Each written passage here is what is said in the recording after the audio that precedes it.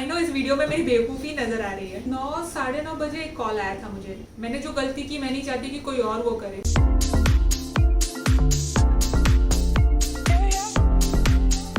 हाय guys, मैं हूं Smita and welcome to my channel urban daily. आज हार्ट टू हार्ट टॉक में जो इंसिडेंट मैं आपके साथ शेयर करूंगी उसकी मेमोरी उतनी अच्छी नहीं है। मैं एक्चुअली वो भूल जाना चाहती हूँ, लेकिन हमारे चैनल का इंटेंशन यही है कि जो गलतियाँ मैंने की मैं नहीं चाहती कि आप लोग वो गलतियाँ दोहराएं, आप लोग वो गलती करें। तो इसलिए मैंने सोचा कि ये किस्सा मैं आपके साथ ज़रूर शेयर करना चाहूँगी। तो ये किस्सा है 2-3 साल पहले का। मेरा बर्थडे था उस दिन, और उस दिन मैं बहुत जल्दी उठ गई थी, मुझे याद है, और तैयार होकर बैठी थी। बर्थडे के दिन आपको पता होगा कि आपको बहुत सारे मैसेजेस आते हैं अलग अलग ऑफर्स के कि इस फलाना जगह पे इतना % डिस्काउंट है, सिंस आपका बर्थडे है तो हम आपको इतना डिस्काउंट दे रहे हैं, आप यहाँ पे शॉपिंग कीजिए, आपको यहाँ पे कॉम्प्लीमेंट्री डिनर मिलेगा या कॉम्प्लीमेंट्री केक मिलेगा। तो ऐसे मैसेजेस सुबह से आए जा रहे थे और फ़ोन कॉल्स भी आ रहे थे बर्थडे विश करने के लिए। तो उस दिन मैं बहुत ज़्यादा खुश थी। तो मुझे याद है कि 9 साढ़े 9 बजे एक कॉल आया था मुझे, तो अननोन नंबर से था। तो जब मैंने फ़ोन उठाया तो मुझे कहा कि मेरा जो बैंक है ICICI बैंक, तो मुझे कहा गया कि हम ICICI बैंक से कॉल कर रहे हैं, सिंस आपका बर्थडे है तो हम आपको कुछ पॉइंट्स, कुछ क्रेडिट कार्ड यूज़ करने पर कुछ एक्स्ट्रा पॉइंट्स देना चाहते हैं, तो आप रिडीम करना चाहेंगे? तो मैंने कहा हाँ, अगर फ्री में है तो दे दो, रिडीम कर लूँगी। तो एक लड़की ने मुझे कॉल किया था, मुझे याद है।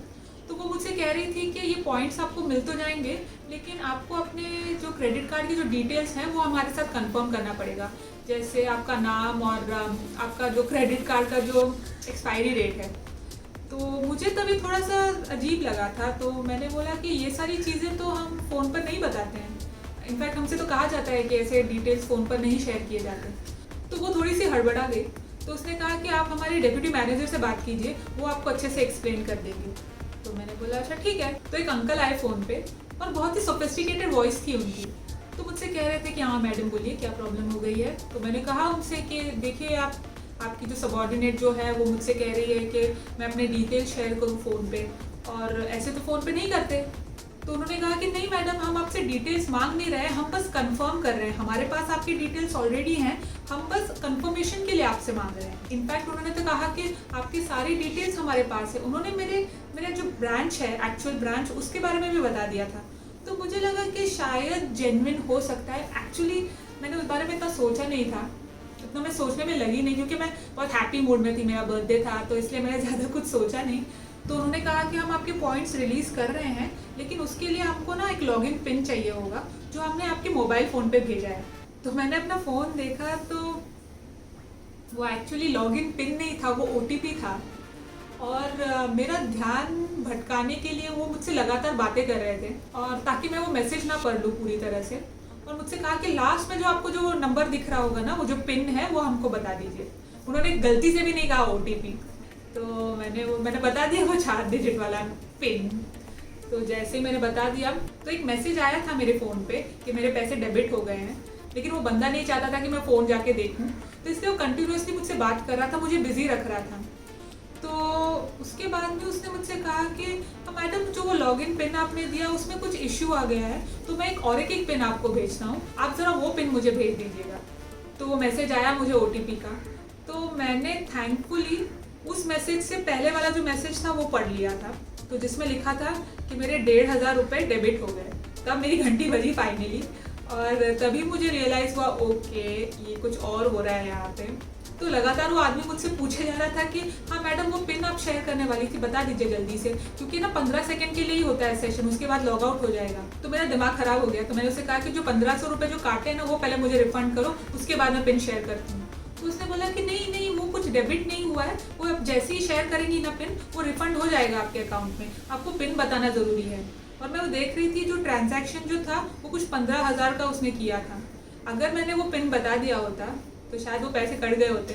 तो मैंने उससे बोला कि देखो मैं समझ गई हूँ तुम क्या फ्रॉड कर रहे हो, मुझे नहीं पता, मुझे किसी भी तरह मेरे पैसे वापस चाहिए। लेकिन वो पूरी तरह से कन्विंस करने की कोशिश करा कि नहीं ये कोई फ्रॉड कॉल नहीं है, हम जेन्युइन हैं, हम ये हैं, हम वो हैं। फिर एक पॉइंट के बाद वो समझ गया कि ये नहीं शेयर करने वाली, और ये समझ गई है क्या हो रहा है, तो उसने फ़ोन कट कर दिया। और मैंने जब उसे कॉल बैक करने की कोशिश की तो फ़ोन स्विच ऑफ था। तो तो ये मेरे बर्थडे के दिन ही हुआ, तो मेरा मूड तो ख़राब हो ही गया था। तो मैंने तुरंत कॉल सेंटर में फ़ोन किया और बोला कि ऐसा एक ट्रांजैक्शन हुआ है, तो कुछ हो सकता है उस बारे में। तो उन्होंने कहा कि अब तो बहुत देर हो गई क्योंकि पैसे तो डेबिट हो गए हैं, तो आप पुलिस कंप्लेंट करना चाहती हैं तो कर सकती हैं। तो मैंने इतना नहीं किया क्योंकि सिर्फ 1,500 की बात थी, मैंने बस अपना कार्ड चेंज कर दिया था।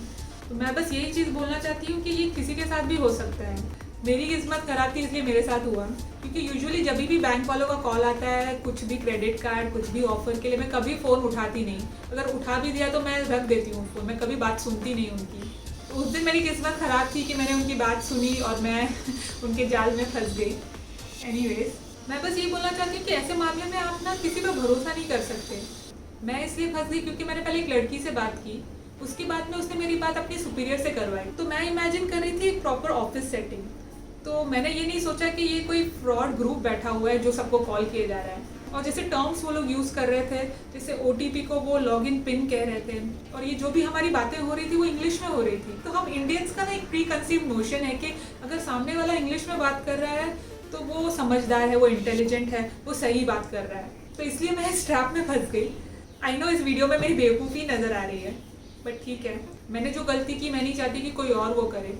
स्पेशली हमारे पेरेंट्स जो ओल्डर जनरेशन के हैं, मैंने सुना है कि ज़्यादातर ओल्डर जनरेशन के लोगों को ये लोग ट्रैप करते हैं, क्योंकि हमारे पापा मम्मी टेक्नोलॉजिकली उतने साउंड नहीं होते, उतने एडवांस नहीं होते। तो इन फ्रॉड्स के लिए हमारे मम्मी पापा को फंसाना ना बहुत आसान होता है। तो इसलिए मैं आपसे रिक्वेस्ट करती हूँ कि जितना हो सके इस वीडियो को आप अपने पेरेंट्स, अपने फैमिली मेम्बर्स, अपने रिलेटिव्स के साथ में शेयर कीजिए, ताकि वो लोग इस ट्रैप में ना फंसे। अगर आपको ये वीडियो यूज़फुल लगा तो इस वीडियो को ज़रूर लाइक करना और चैनल को सब्सक्राइब करना मत भूलना। और तब तक के लिए बाय।